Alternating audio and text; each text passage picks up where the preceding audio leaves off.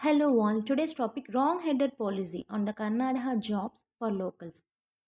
Karnataka government Congress ஆட்சி புரிஞ்சிட்ருக்கிற ஒரு government. CM வந்து சித்தராமையா.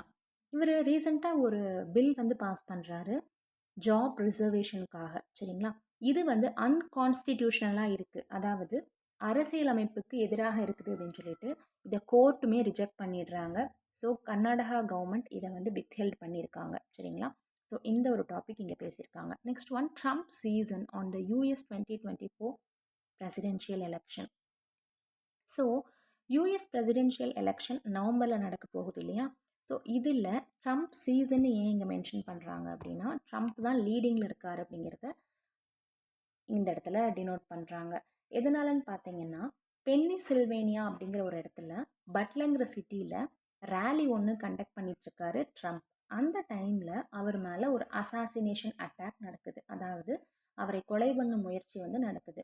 இதில் அதிர்ஷ்டவசமாக அவர் உயிர் தப்புறாரு சிறு காயங்களோட. ஸோ இந்த ஒரு இன்சிடெண்ட்டுக்கு அப்புறமா வந்து பார்த்தீங்கன்னா, இவர் விஸ்கான்சன் அப்படிங்கிற இடத்துல ஒரு கன்வென்ஷன் ஒன்று, நேஷ்னல் லெவல் கன்வென்ஷன் ஒன்று அட்டன் பண்ணுறாரு. ஸோ எந்த இடத்துலன்னு பார்த்தீங்க அப்படின்னா, மில்வாக்கி அப்படிங்கிற இடத்துல. ஸோ இது திட்டவட்டமாக என்ன சொல்லுது அப்படின்னா, ட்ரம்ப்புக்கான ஆதரவை வந்து பெருவாரியாக இருக்குது அப்படிங்கிறத ஓப்பனாகவே சொல்லுது. சரிங்களா? ஸோ அதனால தான் இந்த இடத்துல ட்ரம்ப் சீசன் அப்படின்னு சொல்லி மென்ஷன் பண்ணியிருக்காங்க. ஓகேங்களா? ஸோ வந்து யூஎஸ் பிரசிடென்ஷியல் எலெக்ஷனில் சந்தேகமே இல்லாமல் ட்ரம்ப் தான் இப்போ லீடிங்கில் இருக்காரு அப்படிங்கிறத சொல்லியிருக்காங்க. நெக்ஸ்ட் ஒன், பேண்டர் அப்படின்னா கிராட்டிஃபை, மகிழ்ச்சி ஆகிறது, இண்டல்ஜ் ஆகிறது. இண்டல்ஜ் அப்படின்னா வந்து பார்த்தீங்கன்னா ஒரு ப்ளஷரை என்ஜாய் பண்ணுற நோக்கில் இருக்கிறது தான் இண்டல்ஜ். ஓகேங்களா? ஒரு சந்தோஷத்தை அனுபவிக்கும் ஒரு மனநிலையில் இருக்கிறது தான் இண்டல்ஜுன்னு சொல்லுவோம். கிராட்டிஃபைனா மகிழ்ச்சி. ஸோ இதுக்கு க்ளூ பாண்டவர்கள் எடுத்துக்கோங்க. பாண்டவர்கள் ஒரு சந்தோஷத்தை அனுபவிக்கும் மனநிலையில் இருப்பாங்க, அதே மாதிரி மகிழ்ச்சியாகவும் இருப்பாங்க. சரிங்களா? நெக்ஸ்ட் ஒன், அப்ரோர் அப்படின்னா ஒரு நாய்ஸான, கன்ஃபியூசனான, கோபமான மனநிலை. ஆங்கர், நாய்ஸ், கன்ஃபியூசன் எல்லாமே வந்து அப்ரோர். ஓகேங்களா? ஸோ இதுக்கு க்ளூ என்னென்னு பார்த்தீங்கன்னா, ரோர்னா சிங்கம் ஏற்படுத்தக்கூடிய கர்ஜனை, அதுதான் வந்து ரோர்னு சொல்லுவோம். சரிங்களா? ஸோ அப்பில் சிங்கம் வந்து கர்ஜனை பண்ணிச்சுன்னா அது ஆங்கரோட, நாய்ஸியாக, கன்ஃபியூஷனாகவும் வந்து கர்ஜனை பண்ணணும். க்ளூ ஃபிக்ஸ் பண்ணிக்கோங்க. ஸ்ட்ரிஞ்சன்ட் அப்படின்னா ரொம்ப ஸ்ட்ரிக்டாக இருக்கிறது, வேறு எதுவுமே கிடையாது. ஓகேங்களா? ஸ்ட்ரிக்டாக இருக்கிறது தான் ஸ்ட்ரிஞ்சன்ட். இதுக்கு க்ளூ என்னென்னு பார்த்தீங்கன்னா, எஸ்டிஆருடைய ஒவ்வொரு இன்ச்சுமே வந்து பார்த்தீங்கன்னா ரொம்ப ஸ்ட்ரிக்டாக இருக்கும். சரிங்களா? அப்படி சொல்லி க்ளூ ஃபிக்ஸ் பண்ணிக்கோங்க. ஓவராலாக இந்த இடத்துல இந்த மாதிரி ஸ்டோரிஸ் நான் ஏன் சொல்கிறேன், இல்லை இந்த வேர்டை பேஸ் பண்ணினா ஒரு ரிடிகுலஸான ஸ்டோரி நான் ஏன் சொல்கிறேன்னு கண்டிப்பாக இந்த இடத்துல நான் பதிவு பண்ணணும். எல்லா சேனல்ஸ்லையுமே நீங்கள் வந்து கண்டென்ட் வந்து கேதர் பண்ணிக்கிறீங்க, அதே மாதிரி வேர்ட்ஸுமே லேர்ன் பண்ணிக்கிறீங்க. பட் யூனிக்காக நம்ம சேனலில் ஒரு எக்ஸாம் பாயிண்ட் ஆஃப் வியூவில் உங்களுக்கு வந்து மெமரி பவர், அந்த டைமில் ப்ரெசன்ஸ் ஆஃப் மைண்டில் யோசிக்கிற மாதிரியான ஒரு விஷயங்கள் அந்த நோக்கில் தான் இது நம்ம போயிட்டுருக்கு. யூனிக்காக அந்த வேர்ட்லேருந்தே ஒரு ஸ்டோரி மாதிரி நம்ம சொல்லும் பொழுது திடீர்னு நமக்கு வந்து ஞாபகம் வராமல் இருக்கலாம் அந்த பர்டிகுலர் வேர்ட் ஏதாவது. ஸோ அந்த டைமில் உங்களுக்கு கண்டிப்பாக இது ஹெல்ப்ஃபுல்லாக இருக்கும். சரிங்களா? ஸோ இது முன்னாடி ப்ரீவியஸ் வீடியோஸில் அதை நான் கொஞ்சம் மிஸ் பண்ணியிருந்தேன். கண்டென்ட் மட்டுமே நான் ப்ரொவைட் பண்ணிகிட்டு இருந்தேன், ஃபன்னியான க்ளூஸ் நான் வந்து ஃபிக்ஸ் பண்ணாமல் இருந்தேன். ஸோ இதை வந்து நம்ம கண்டினியூ பண்ணலாம். கண்டிப்பாக வந்து தொடர்ந்து வாட்ச் பண்ணுங்கள். ஓகேவா? சப்போர்ட் பண்ணுங்கள். ஸ்ட்ரிஞ்சன்ட்னா ஸ்ட்ரிக்ட் பார்த்துட்டோம். ப்ரொஃபிஷியன்சி அப்படின்னா ஸ்கில்டான, கை தேர்ந்தவர்களை தான் வந்து ப்ரொஃபிஷியன்சின்னு சொல்லுவோம். அதாவது ப்ரொஃபிஷியன்சி டெஸ்ட் வைக்கிறாங்கன்னு சொல்லுவாங்க இல்லையா? ஸோ ஸ்கில்டு, அதாவது கைதேர்ந்த விஷயத்துக்கான இவங்க எந்த அளவுக்கு அதில் வந்து திறமைசாலிகள் அப்படிங்கிறத திறமையை டெஸ்ட் பண்ணுற டெஸ்ட் தான் வந்து ப்ரொஃபிஷியன்சி டெஸ்ட். நெக்ஸ்ட் ஒன், குவாஷ்ட் அப்படின்னா ஒரு அஃபீஷியல் டெசிஷன் லீகலாக இல்லைன்னு சொல்லி செல்லாததாக்குறது குவாஷ். அதே மாதிரி ஃபோர்ஸ்ஃபுல்லாக ஸ்டாப் பண்ணுறதும் குவாஷ் தான். சரிங்களா? ஃபோர்ஸாக ஸ்டாப் பண்ணுறது, அஃபீஷியல் டெசிஷன் இல்லீகல்னு சொல்லி ஸ்டாப் பண்ணுறது, ரெண்டுமே வந்து லீகல் இல்லை அப்படின்னு சொல்லிட்டு இல்லீகல்னு சொல்லி ஸ்டாப் பண்ணுறோம் இல்லையா? அதுவும் வந்து குவாஷ் தான். இதுக்கு க்ளூ என்னென்னு பார்த்தீங்கன்னா, ஒரு க்யூவில் நீங்கள் வாஷ் பண்ணுறீங்கன்னா அஃபீஷியலாக வந்து இல்லீகல்னு அனௌன்ஸ் பண்ணிடுவாங்க, ஃபோர்ஸ்ஃபுல்லாக ஸ்டாப் பண்ணிடுவாங்கன்னு க்ளூ ஃபிக்ஸ் பண்ணிக்கோங்க. சரிங்களா? க்யூவில் வாஷ் பண்ணிகிட்டு இருந்தோம் அப்படின்னா அஃபீஷியலி அது இல்லீகல்னு அனௌன்ஸ் பண்ணப்பட்டும், ஃபோர்ஸாக ஸ்டாப் பண்ணிடுவாங்க. எனாக்டிங் அப்படின்னா 2 மீனிங் இருக்குது. ஒன்று லாவை பாஸ் பண்ணுறது, சட்டத்தை இயற்றுறது. இன்னொன்று வந்து ஒரு பிளேயில் நீங்கள் பர்ஃபார்ம் பண்ணுறது. ஒரு நாடகத்தில் நீங்கள் நடிக்கக்கூடிய கதாபாத்திரத்தையும் எனாக்டிங்னு சொல்லுவோம்.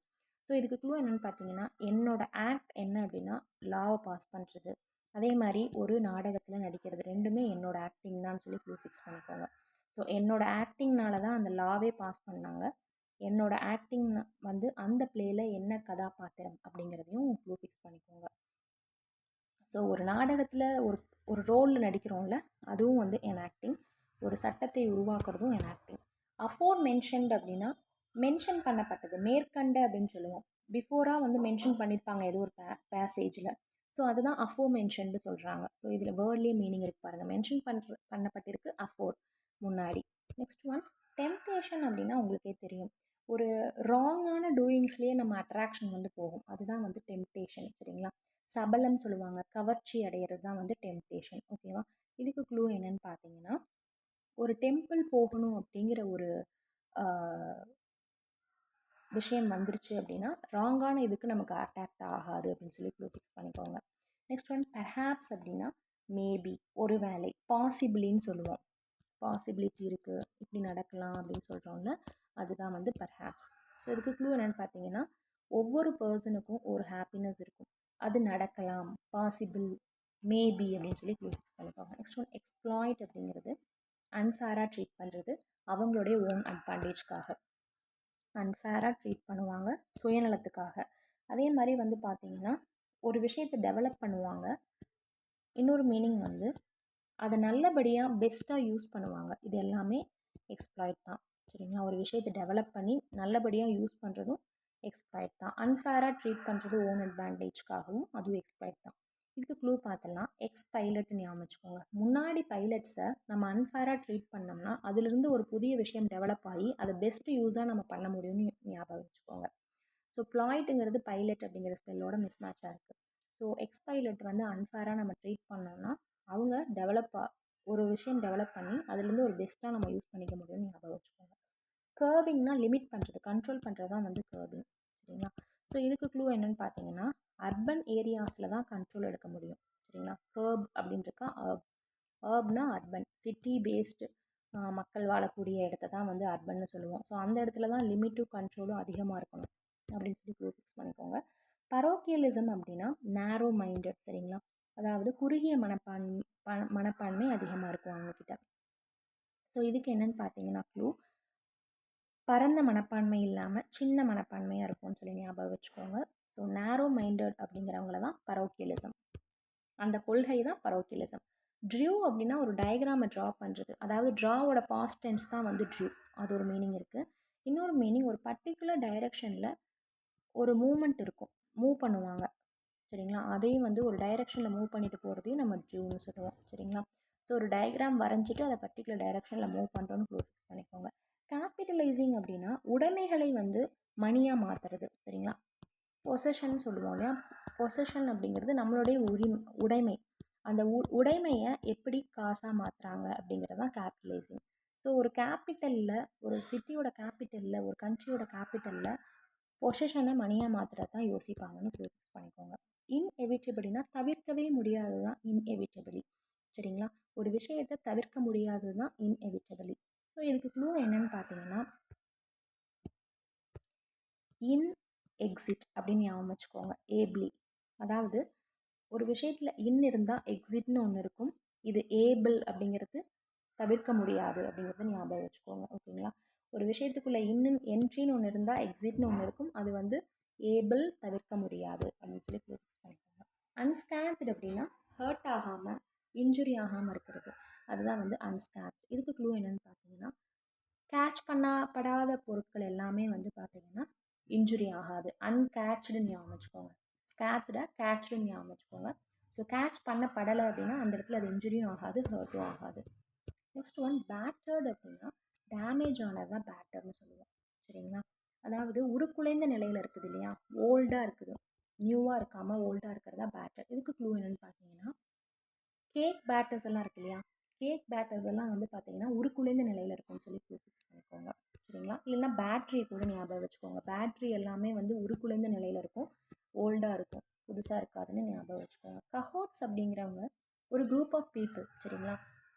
ஒரு பர்டிகுலர் கேரக்டரிஸ்டிக்ஸை மட்டும் ஷேர் பண்ணியிருப்பாங்க. அதாவது இப்போ நீங்கள் ஒரு சிவில் சர்வெண்ட் எம்ப்ளாயி அப்படின்னா, இன்னொருத்தரும் அதே எம்ப்ளாயியாக இருக்காங்கன்னா, அவங்களுக்குள்ள ஒரு ஒற்றுமை ஒரு கேரக்டரிஸ்ட் பேஸில் இருக்குது. அதுதான் வந்து கஹோட்ஸ். ஓகேங்களா? அதை டிவைட் பண்ணுறதையும் கேரக்டர்ஸ் பேஸில் டிவைட் பண்ணுறதையும் நம்ம கஹோட்ஸ்னு சொல்கிறோம். அந்த குரூப் ஆஃப் பீப்புளையும் நம்ம வந்து கஹோட்ஸ்னு சொல்கிறோம். சரிங்களா? அந்த கூட்டமைப்பு அந்த கூட்டாளிகளையும் கஹோட்ஸ்னு சொல்லுவோம். அதை பிரிக்கிறதையும் கஹோட்ஸ்னு சொல்லுவோம். சரிங்களா? இதுக்குள்ளே என்னென்னு பார்த்தீங்கன்னா, கோ பர்சன்ஸ் தான் நம்மளை ஹர்ட் பண்ணுவாங்க, மற்றவங்க பண்ண மாட்டாங்க. ஒரே அமைப்பு கூட்டமைப்பில் இருக்கிற கோ தான் வந்து ஹர்ட் பண்ணுவாங்கன்னு கேட்டு. ஃப்ராட் அப்படின்னா அன்பிளசண்ட்டாக வந்து ஃபீல் ஆகிறது தான் வந்து ஃப்ராட். ஓகேங்களா? அதே மாதிரி ரொம்ப ஒரீடாக நர்வஸாக இருப்பாங்க, அதுவும் வந்து ஃப்ராட் தான். அதே மாதிரி பிஸினால் நர்வஸாக இருக்காங்க இல்லையா, அதுவும் ஃப்ராட் தான். அதாவது ஃப்ராட் அட் ஒர்க் அப்படின்னா ரொம்ப பிஸியாக இவங்க வந்து வேலையில் மும்மரமாக வந்து இருக்காங்க அப்படிங்கிறத ஃப்ராட் அட் ஒர்க்னு சொல்லுவோம். நர்வஸ்னால் ரொம்ப படபடப்பாக வேலை செஞ்சுட்ருப்பாங்க, அதுதான். ஓகேங்களா? ஸோ அன்பிளசண்ட்டாக ஒரீடாக பிஸியாக நர்வஸாக இருக்கிறதும் ஃப்ராட் தான். ஸோ இதுக்குள்ளே ஃப்ராடுன்னு ஞாபகம் வச்சுக்கோங்க. ஃப்ராடெல்லாம் எப்படி, ஃப்ராடோட எக்ஸ்பீரியன்ஸ் எப்படி இருக்கும்? அன்பிளசண்ட்டாக இருக்கும், ரொம்ப ஒரீடாக இருக்கும், அதே மாதிரி ரொம்ப படபடப்பாக நர்வஸாக இருப்பாங்க. சம்டைம்ஸ் ஃப்ராடு வேலை பண்ணிவிட்டு ரொம்ப பிஸியாக நர்வஸாக இருப்பாங்க. சரிங்களா? ஃப்ராட் பர்சன்ஸ் தான் நர்வஸாக இருப்பாங்க ஒர்க் பிஸியில் அப்படின்னு சொல்லி க்ளோட்டிஸ் பண்ணுவாங்க. ஏன்னா அவங்க பண்ணுறது எல்லாமே இல்லீகலாக இருக்கும். நெக்ஸ்ட் ஒன், ஆப்டிக்ஸ் அப்படின்னா ஒரு சயின்டிஃபிக் ஸ்டடி தான். ஒரு லைட் பற்றின ஒரு சயின்டிஃபிக் ஸ்டடி தான் ஆப்டிக்ஸ். ஓகேங்களா? ஒளியியல்னு சொல்லுவாங்க. நெக்ஸ்ட் ஒன், அன்ஃப்ளாட்டரிங் அப்படின்னா ஃபேவரபுளாக இல்லாமல் இருக்கும். சரிங்களா? இதுக்கு க்ளூ என்னென்னு பார்த்தீங்கன்னா, நம்மக்கிட்ட ஃப்ளாட் இல்லைன்னு வச்சுக்கோங்களேன், அன்ஃப்ளாட்டாக இருக்குது அப்படின்னா அது நமக்கு ஃபேவரபுளாக இருக்காது அப்படின்னு சொல்லி க்ளூ ஃபிக்ஸ் பண்ணிக்கோங்க. நெக்ஸ்ட் ஒன், இன்டர்லொக்யூட்டர் அப்படிங்கிறது ஒரு டயலாக்லேயோ ஒரு கான்வர்சேஷன்லையும் நம்மளுடைய பங்களிப்பு தான் வந்து இன்டர்லொக்யூட்டர். சரிங்களா? நம்ம அந்த ஒரு கான்வர்சேஷனில் பங்களிப்பு நம்மளது இருக்கும் இல்லையா, அதுதான் இன்டர்லொக்யூட்டர். இதுக்கு க்ளூ என்னென்னு பார்த்தீங்கன்னா, இன்டர்ஃபயர் ஆகி அந்த லொக்காலிட்டியில் வந்து நம்ம வந்து பேசுகிறது அப்படின்னு சொல்லி க்ளூ ஃபிக்ஸ் பண்ணிக்கோங்க. நெக்ஸ்ட் ஒன், ஸ்விங் ஸ்டேட்ஸ் அப்படிங்கிறது யூஎஸில் இருக்கக்கூடிய ஒரு எப்படி சொல்லுவாங்கன்னா, ஒன்று இந்த பார்ட்டி ரூல் பண்ணுவாங்க, இல்லைன்னா இந்த பார்ட்டி ரூல் பண்ணுவாங்க. கான்ஸ்டண்ட்டாக எந்த பார்ட்டியுமே தொடர்ந்து இருக்க மாட்டாங்க. டெமோக்ராட்டிக் ரிப்பப்ளிக்னு 2 பார்ட்டிஸ் இருக்குது யூஎஸில். ஸ்விங் ஸ்டேட்ஸ்னு எதை சொல்லுவாங்கன்னா, இந்த மாதிரி மாற்றி மாற்றி ஆட்சிக்கு வர்றது தான் ஸ்விங் ஸ்டேட்ஸ்னு சொல்லுவாங்க. இதுக்கு நிறைய நேம் வச்சுருக்காங்க. பேட்டில் கிரவுண்ட், சரிங்களா? டாஸ்அப், யூஎஸ் டேர்மில் வந்து இந்த மாதிரி சொல்கிறாங்க. டாஸ்அப் ஸ்டேட்ஸ்னு சொல்கிறாங்க, பேட்டில் கிரவுண்ட் ஸ்டேட்ஸ்னு சொல்கிறாங்க, அதே மாதிரி பர்பிள் ஸ்டேட்னு சொல்கிறாங்க. இப்போ இந்த ட்ரம்ப்போட இஷ்யூவை எடுத்துகிட்டு வந்து பேசியிருக்காங்கல்ல, அதனால் ஸ்விங் ஸ்டேட்ஸ்னு யூஸ் பண்ணியிருக்காங்க. So battle ground states, toss up states, purple ஸ்டேட்ஸ்னும் இதை சொல்கிறாங்க. சரிங்களா? வித்தியாசமான வேர்ட்ஸாக இருக்குது பாருங்கள். பர்பிள் ஸ்டேட் அப்படின்னா இந்த மாதிரி ஸ்விங் ஸ்டேட்டை தான் யூஎஸில் பர்பிள் ஸ்டேட்னு சொல்கிறாங்க. நெக்ஸ்ட் ஒன், செவரல் ஃபர்ஸ்ட் அப்படின்னா மல்டிபிள் ஒகேஷன் நடந்திருக்கும், ஆனால் இந்த ஒரு சம்பவம் தான் இங்கே ஃபஸ்ட்டு நடக்கும். அதுதான் வந்து செவரல் ஃபர்ஸ்ட்னு சொல்கிறாங்க. சரிங்களா? நிறையா சம்பவங்கள், அதாவது நிறையா இதே மாதிரியான ஒத்திசைவாக நடந்திருக்கும், ஆனால் சம்பவங்கிறது இதுதான் ஃபஸ்ட்டாக இருக்கும். அதுதான் வந்து செவரல் ஃபர்ஸ்ட்னு சொல்லுவாங்க. சரிங்களா? ஈவன் அந்த ரேலியே எடுத்துக்கோங்க, நிறைய ரேலிஸ் நடந்திருக்கும், ஆனால் ட்ரம்ப் அட்டாக் பண்ணப்பட்டது அப்போ தானே. ஸோ அதை மீன் பண்ணி தான் அந்த இடத்துல செவரல் ஃபர்ஸ்ட்னு சொல்கிறாங்க. ஓகேங்களா? Okay, tomorrow certain words learn பண்ணிக்கலாம்.